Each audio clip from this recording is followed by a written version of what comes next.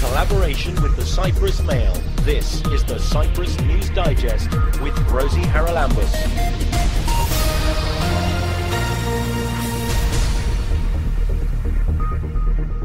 Coming up this week, Dance House Nicosia prepares for a busy weekend. And we're trying to generate funds continually so that we can get more equipment and we have a much better performance space there.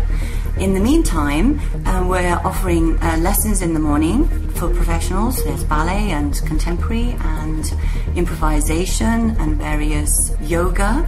So Stelios Hadjioannou is in town distributing snacks to the needy and €100,000 to buy communal businesses. I've learned from my lawyers that I should always put a limit in these promises. So originally it was 4 years, but of course once I've started, it's difficult to stop. So we're in the 6th year now.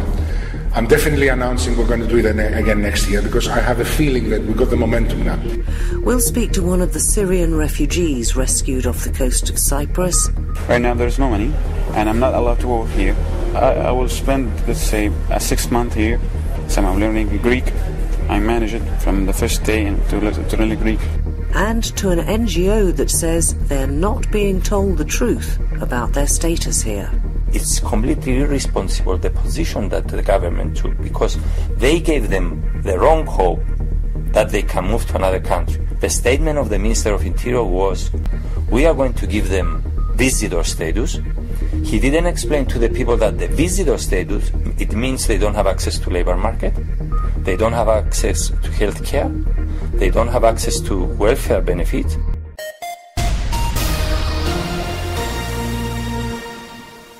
There's a fundraising event coming up next weekend, October the 25th and 26th, at Dance House Nicosia. Well, Dance House Nicosia, a relatively new addition to the capital's cultural scene, and with me is one of the members of the board, Claire Andreou. Claire, thanks very much for joining us. When did Dance House Nicosia set up? Because they've had one in Limassol for a while. Yes, that's right. Well, we've been in the process of setting up a board, and we were given a building which the Nicosia municipality have renovated, which is the old Ios Andreas market down by the river. And the Ministry of Culture are funding this building and the, if you like, the organisation of the space. And we are a board of 2 dance organisations, the Lefkosia Youth Ballet and the Dance Gate.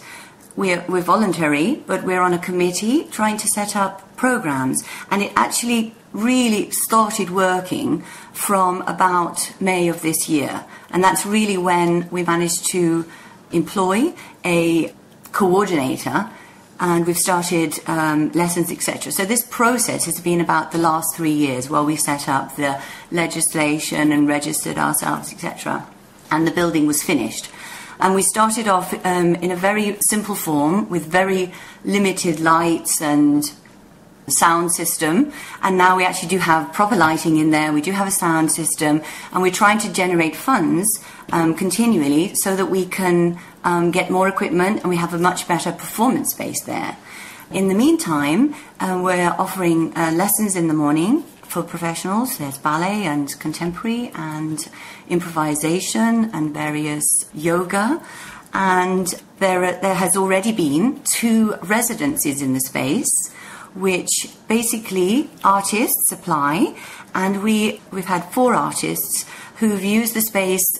2 of them used it for a 3-week period in May, and 2 of them used it for a 3-week period in September, where they're given the space to create, and then we give them the opportunity to show their creation. Now, it might be a work in progress or it might be a finished piece, and then afterwards there's a dialogue, and it's been a very interesting process, actually, listening to the artists and how they've taken an idea, a concept, worked in the space, and the result at the end, and whether it's been a work in progress or whether it's actually come to, fruition. I know that in some cases, these artists, they've actually gone on and continued with the project that they've started in our space and put it into a full production, which they've either used in another venue or will be showing later on as a full, complete piece. So what's coming up during this fundraising weekend? Because you're going to be open from 10 in the morning till 10 p.m. for 2 days. What are you going to be doing during that time? Yes, well, once again, we put an open call out through, basically through, the website and Facebook, etc., various mediums, and the artists and people that are involved in performance art mainly have sent in applications. So we've been delighted. We've had a huge amount of interest. So there's going to be workshops, dance workshops, theatrical workshops of varying ages, even from sort of 6 to up to adults. So we've got sort of things for professionals and things for children, dance, theatre, improvisation.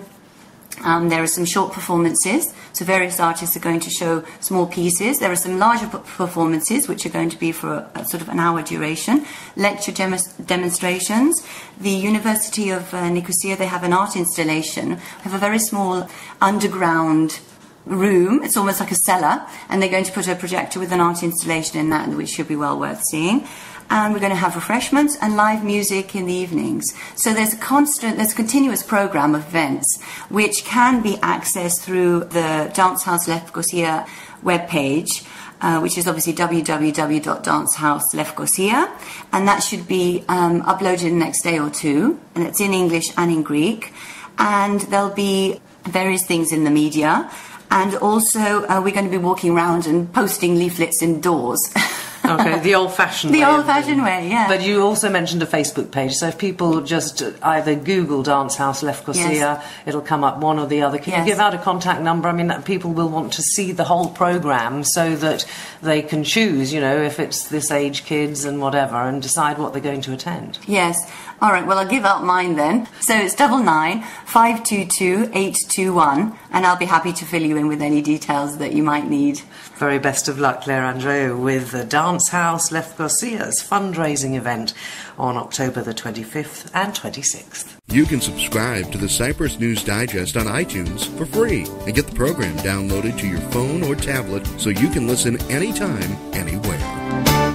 So Stelios Hadjioannou is in town. He's had a busy few days, first of all giving prizes for his Bicommunal Business Awards, and then a little earlier I met him as he was distributing snacks to needy children. I asked him about the project. It's a program I call Food from the Heart, and it is a way of distributing daily a snack, some food, to those in need, without any discrimination. I think that's very important because I'm a great believer in, being inclusive and cosmopolitan and all the other good things. But I also believe that discriminating costs money, if you know what I mean. I'd rather help people rather than spend money to stop some people from getting their help. I've had a great morning so far. I've been to a kindergarten, and I've been to, these kids came from, the kids are between 11 and 13 years old. And they're both in nearby schools to the foundation here in Nicosia. And it's incredible how you can communicate even with kids of that age through food. It's one thing everybody understands and it's one thing everybody appreciates. So I think it touches a lot of people, and that's very, very important for me. You do this in Limassol as well, don't you? I started in Limassol. Limassol is the birthplace of my dear mother. So it was easier for me to start from Limassol. When the crisis started 18 months ago, we had already a small property where my foundation is based there in Limassol, and we started handing out this daily snack, experimented a bit, tried different recipes, what works, what doesn't work, what opening hours, how do you verify people, you give them a card, you take their photographs. So we learned a lot from Limassol, and then we extended it. There are 3 outlets in Limassol, 1 in Nicosia now. We're here in Palias Elektrikis, which is opposite what will become the new town hall. And there's one in Athens as well now, in one of the less affluent areas of Athens, in Keramikos. Have you any idea how many people you help? Yes, I do. We did a tally last night, and it's 5,000 snacks a day now. We're handing out 5,000 snacks a day. And, it's satisfying to know you can help so many people. I mean, I've been doing charity in Cyprus for years. I've been running the Bicommunal Business Awards, which was yesterday's event with President Anastasiadis came and spoke at our bi-communal event. But there you're handing out 10,000 euros to 2 business people. So you're helping people with a much bigger sum but fewer people. I think handing out 5,000 snacks a day to people in need is more touching. Do tell us a little bit about the winners of this year's Business Awards. This seems to have taken off completely since you started it, 5 years ago? 6 years ago. It's the 6th year, yeah. It's the 6th year. I think I agree with you. The thing is catching on in the sense that 6 years ago people were very skeptical, they were very cynical. They said nobody would turn up, nobody would apply, You are crazy because you don't live here, so you don't understand that we hate the other side and everything else. 6 years on, I think the economic crisis maybe has played a part, but people are a lot more reasonable. They understand that it works. Cyprus is too small to be divided. Why ignore the other side? If you're a business person, there is a market there. The idea is you give money to someone who's willing to cooperate with the other community. So a Greek Cypriot and a Turkish Cypriot, if they're working together, however small the business, because I didn't expect to find big businesses. The first year, the second year, we rewarded some of the more established joint ventures and partnerships. Now we are creating partnerships. It's startups. It's startups. Yeah, it is. It is people who met 6 months ago, a year ago. They have an idea. They're trying to work together. And just look at the jobs, the professions. Fishermen. 2 guys that do kite surfing, which I think is very cool. It's the people on the beach, and they say, depending which way the wind blows, I go to the other beach. So I need to have someone from the other side. You have people who do restorations of churches, restorations of monuments, cemetery, tombs. They restore tombs. So it's pretty well everything. Yeah, it's small businesses. It's 2 people who work together, on the island. So you expect to find handicrafts. You expect to find agriculture. And are you going to keep this going? Because when you started, I seem to remember we spoke and you said it was for a limited period of time. Well, I've learned from my lawyers that I should always put a limit in these promises. So originally it was 4 years, but of course once I've started, it's difficult to stop. So we're in the 6th year now. I'm definitely announcing we're going to do it again next year because I have a feeling that we've got the momentum now. And if we can build on the next 6 months and get more people to get to know each other, I think we might get more winners. Are you able to look back at the businesses that first started with this and how are they doing? Are they all still going? Well, it's impossible to have all of them 100% successful. But, yesterday at the ceremony we had 2 people who were past winners who came up and spoke. So we try to encourage people to stay in touch. And again, if this is a message to people to do stay in touch and let us know, it's great. So Stelios Hadjioannou, continuing his philanthropic activities in Cyprus. Online and as a podcast, this is the Cyprus News Digest with Rosie Charalambous.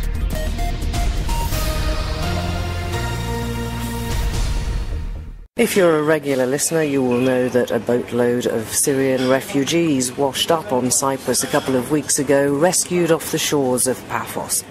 With me is one of those refugees. Now, he prefers us not to use his real name, so we will call him Ahmed, because his family is still in Syria.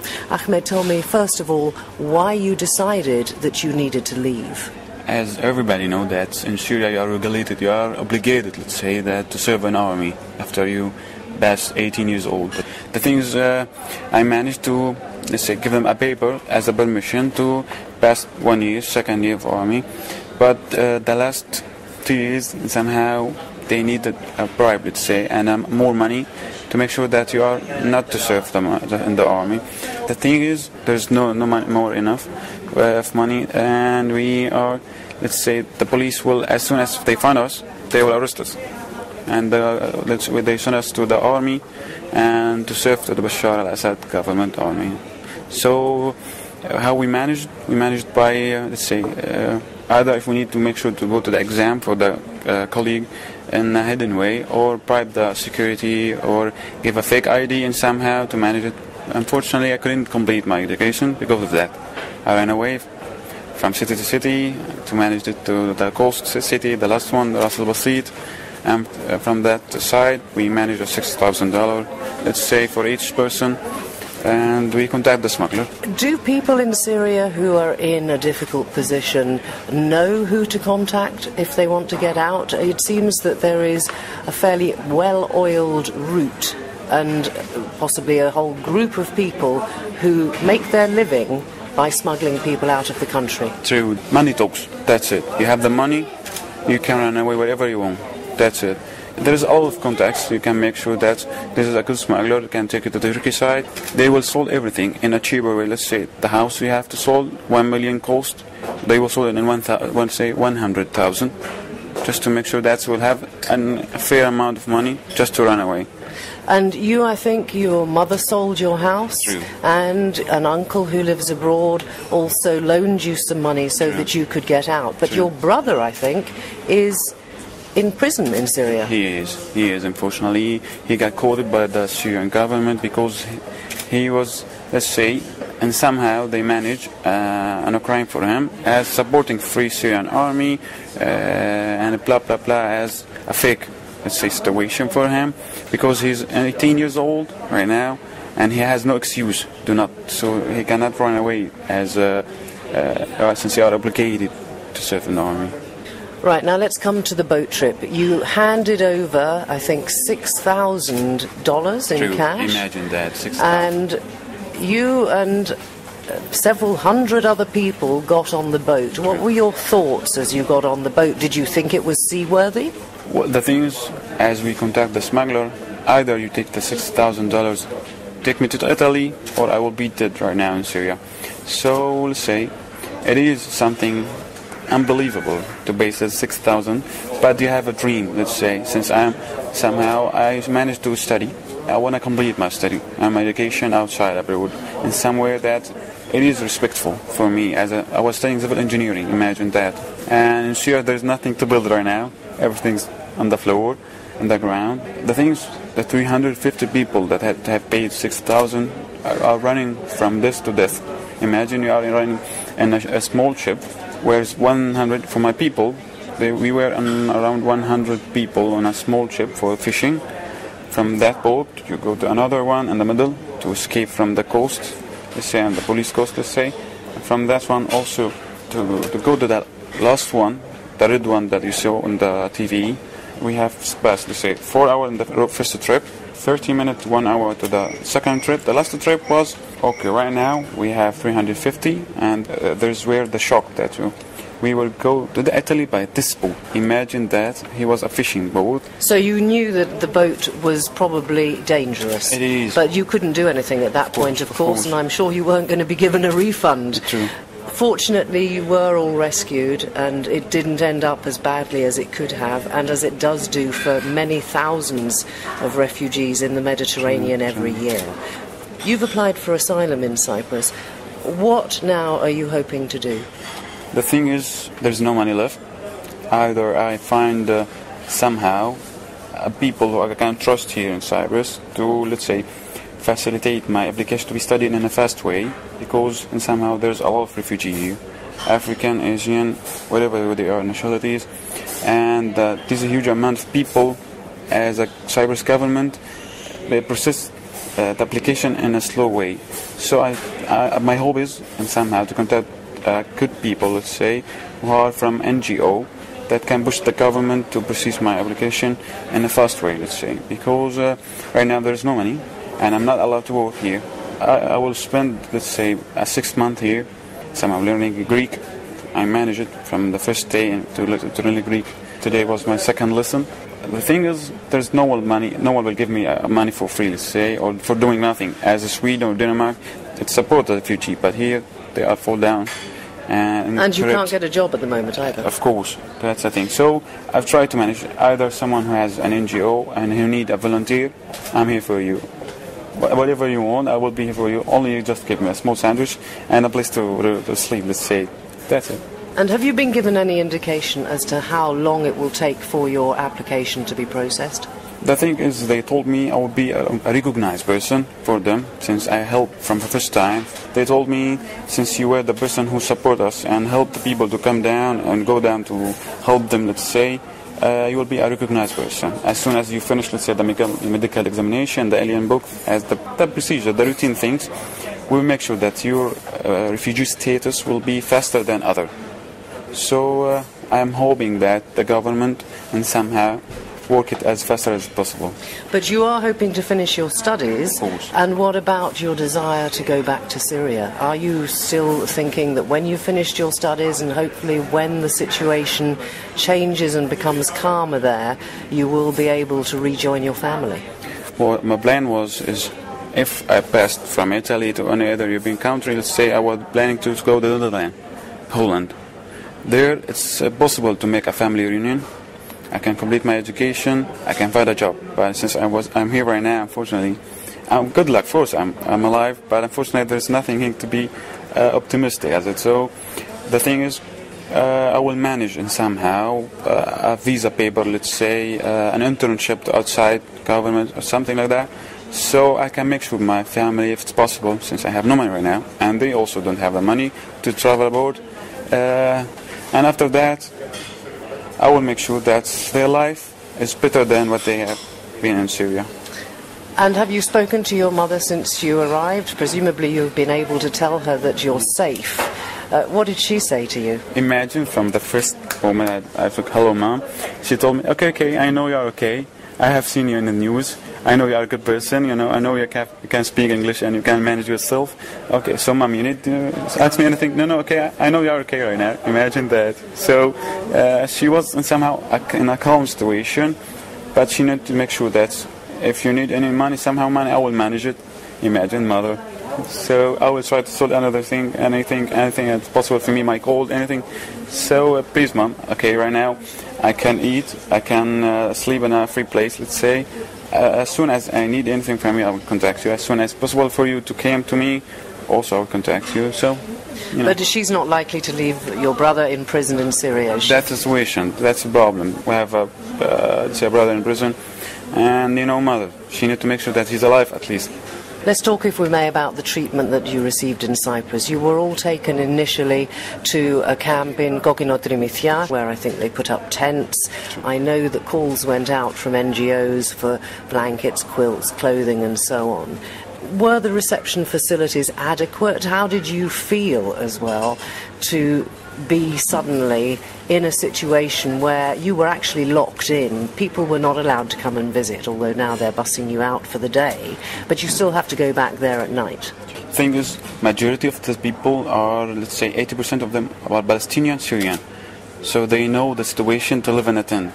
They are people who has let's say they are citizens without a country, so they know the situation. From the first time they were shocked and everybody opened his mouth. What? I'm going to live in a tent again? Imagine that. We try to convince them, guys, this is a temporary situation. The thing is, the Cyprus government do an amazing job. Imagine that. The camp was planned to be finished at Monday, but we arrived on Friday. So in 3 days, they managed the food, they managed the extra blanket, the Red Cross managed the extra clothes for the babies. But the thing is, since we were, let's say, in a military area, let's say, the look of the camp, it looks like you are in a prison, but in a high quality prison, let's say. You have the food, you have that place to rest, but the things, let's say, the quality of the tents, since it's prepared for the military situation, it's not, because we have an old mama and a big ladies also, people who have, let's say, back pain. But the conditions were okay? It is. We are surprised by the condition that they are able to do an amazing job in this small and earlier time. Finally, your hope for the future? My application be persistent faster than it's possible, and somehow to be legal stay here in 3 months. Volunteer, let's say, have a place to eat something small, to sleep. What I wish is to, let's say, the government find an easy and fast solution for them. Because they, let's say, to be honest, they somehow they promised us on Monday today, send the 350 who are not applied for the asylum, send them to the migration and civil registration for the permanent residents. This paper somehow will persist the people to find other solution than Cyprus. Well, that was Ahmed, as we called him, one of the refugees off the Syrian ship rescued off Cyprus recently. Now, KISA, Action for Equality, Support and Anti-Racism, is an NGO that works closely with both asylum seekers and refugees. I'm joined by Doros Polikarpou from KISA to explain exactly what the situation is, because I understand it isn't quite as clear-cut as Ahmed seems to think it is. He has, of course, as he said, applied for asylum, but the vast majority of the Syrians on that boat have not. What, Doros, from your communications with these people, are they hoping for? And indeed, what has the government been telling them? So, first of all, these people, they left after a big effort with the hope that they will reach a country where they can start a new life, that they will get a permanent protection, in a way that they have the support of the society and the government to start a new life, because they understand, the majority of them, they are Palestinians from Syria. Even if, let's say, we have an end to this war, these people, they will not be able to return back, like the Palestinians from Iraq. They accepted back the Iraqis, but they didn't accept back the authorities, the Palestinians, for example, from Iraq to return back. So they were looking for a permanent solution, if it's possible, a place where they have the feeling that they can start a new life for them and their families. And of course, they thought that if they reach Italy, from Italy they can go to other European countries and try to apply for asylum. So their destination was Italy, but not because they don't like Cyprus, but because in Cyprus they don't have a viable solution for their needs. And I will explain why. The refugees who arrive from Syria in Cyprus, first of all, their applications are pending for a long period, and they remain in a vacuum. They don't know when the authorities they will examine their applications. If they reach, for example, Syrian refugees, Germany's right now, within 3 months, they will get their applications examined. They will get recognized refugee status according to the convention, which is the highest protection offered right now at European level. And these people, they will have a serious program, as a program, an efficient program, if they want, and they want to give an effort themselves to become part of the society. In Cyprus, the applications, they are pending without knowing when they are going to be examined. If applications are examined from Syria, unlike to other European countries, in Cyprus they get subsidiary protection. And it's not simple, because if they get subsidiary protection, it means that it's limited, usually for 1 or 2 years, with the intention by the government, once the conflict is in a different level, to stop giving this protection and ask them to leave the island. They did the same with Palestinians from Iraq. They told them, you can go back to Iraq now, the situation is not anymore like before, and we don't renew your subsidiary protection status anymore. So they know these people, these problems. And they know, for example, that if they get subsidiary protection in Cyprus, the Cypriot government changed the law, and they don't have the right to bring their families here. If, for example, if they have children or their wife or their husband left behind in Europe with a recognized refugee status, they can apply for family reunion, and they have the right to bring their families. In Cyprus, with subsidiary protection, they don't have this right.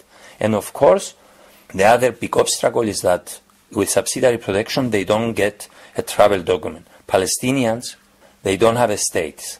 They don't have the citizenship of Syria, and they don't have a citizenship that offers them a travel document valid to travel in any other European country. So if they get subsidiary protection, and this is what is given to them in Cyprus, they will not have the right to get a travel document according to the convention, which means they will not be able to move out of Cyprus even if they are for a long period of time on this island.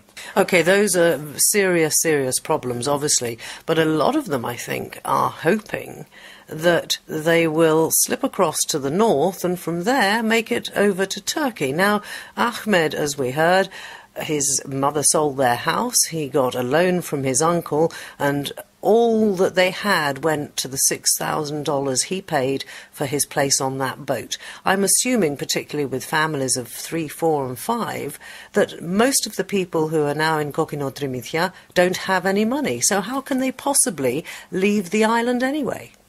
First of all, we consider that it's nearly impossible. These people right now, they don't want to accept the reality.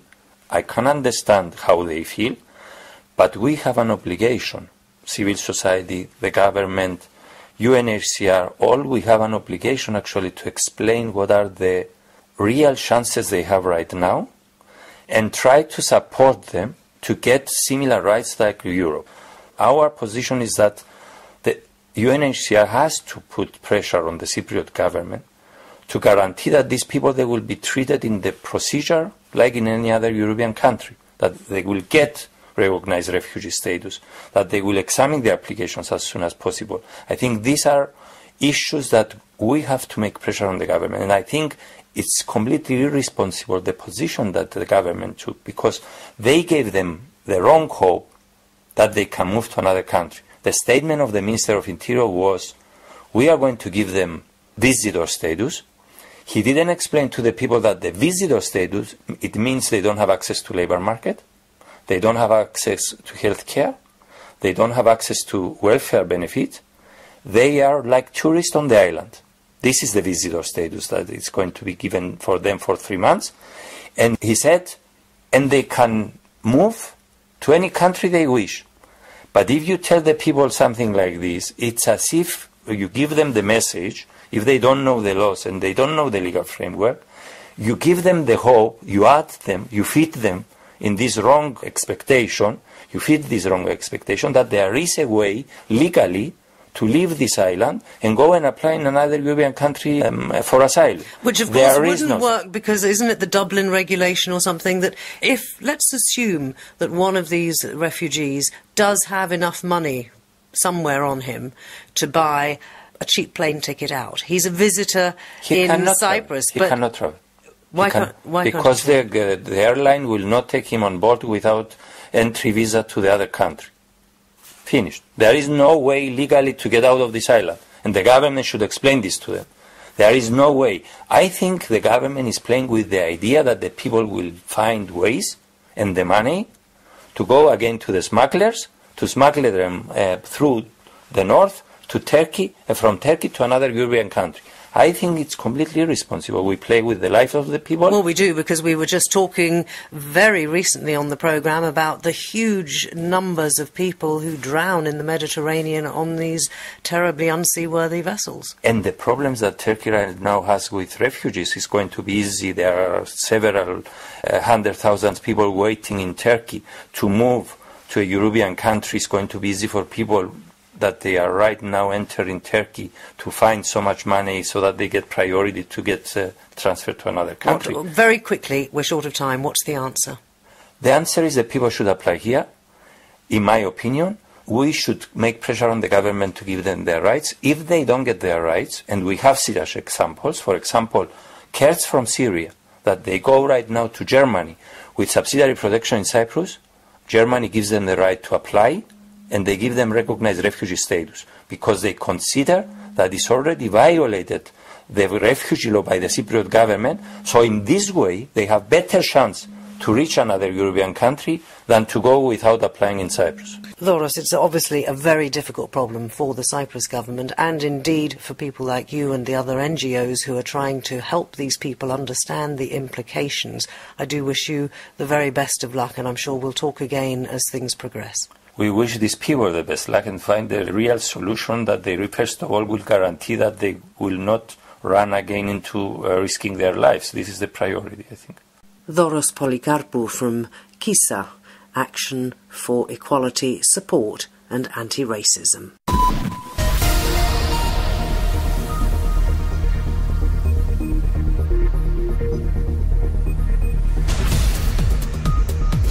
Well, that about wraps up this edition of the Cyprus News Digest. Many thanks for your company. Hope you'll join me next week. Till we meet again, take care and God bless. Bye-bye now.